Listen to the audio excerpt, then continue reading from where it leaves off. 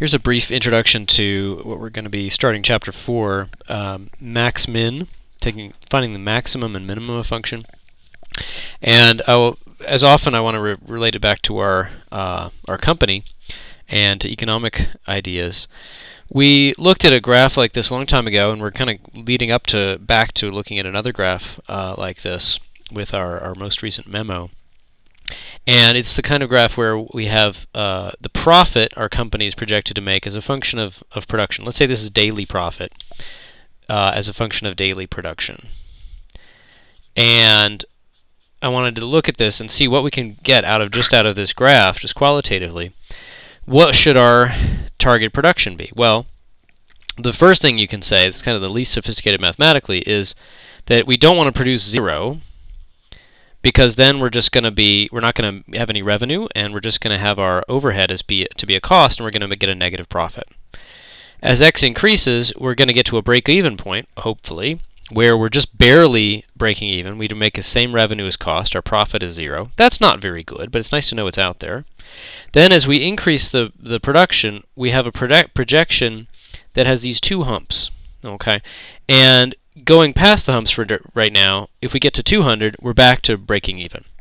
So mathematically, finding these break-even points is about solving equations. It's about setting, if we had a function, like if we had an explicit formula for this, it would be finding the zeros, finding the x-intercepts.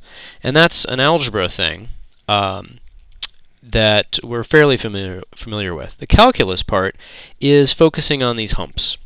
And let me describe the words we're going to use for these guys. This is the highest the profit ever gets. This is called an absolute or global maximum. It's the absolute maximum. It's the maximum of the whole globe, or all possible values of x.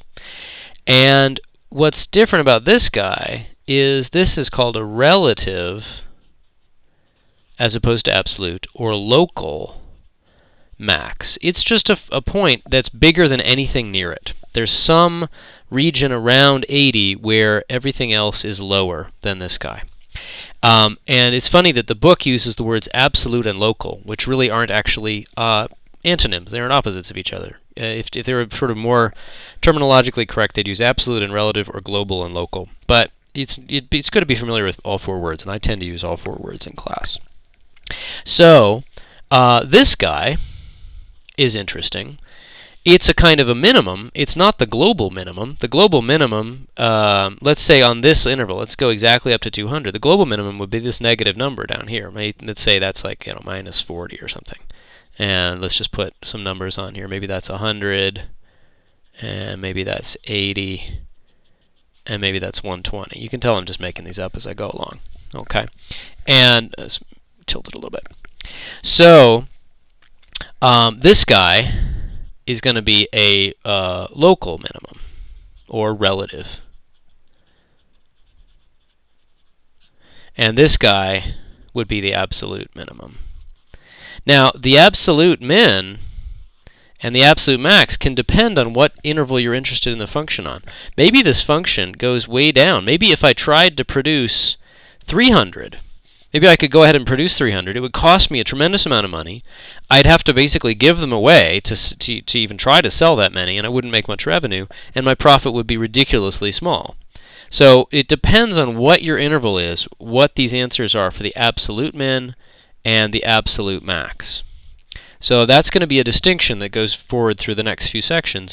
Are we more interested in a particular problem with local or relative mins and maxes, the little bumps, or are we actually looking at the overall absolute max or the overall absolute min? And it depends on what we're looking for. For example, here, you might think these points aren't terribly interesting, because here's what I really want. This is, ideally, I'm going to produce 150 units a day, and I'm going to make this biggest possible profit of 120. That's definitely ideal. But what if we were currently producing, like 75, and I want to ask, what should I do in the next few days or weeks? I'm probably not going to be able to suddenly double my production. That probably involves like buying a whole new factory or something. But I might be able to achieve this relative max. So maybe if I use this projection, I'm going to try to get up to 80 units of production. Maybe I'll have to adjust my price accordingly to actually sell that many. And this tells me don't go further unless you're prepared to leap up to a much bigger level. Similarly, if I'm anywhere near this 120, it says change, okay? It's true that this isn't the global minimum. This isn't the worst case scenario of making negative profit and not even breaking even, but it's not a good place to be. And so if I am here, it says even with a small change, I'm going to be able to get better. To the right or the left. Probably I want to go to the right and get towards this absolute max. So relative maxes are okay places to be if you want the function to be big, and local or relative minima are bad places to be, but not horribly bad. This is the best place, this is the worst place, but these both are still have their relevance. So what you're going to have tonight, in addition to this video, is just a couple problems identifying these features on the graph. You can look in the book as well. It's a pretty gentle introduction to the idea, and then we're going to start bringing the calculus ideas in terms of how do you get this like out of a formula. That's it.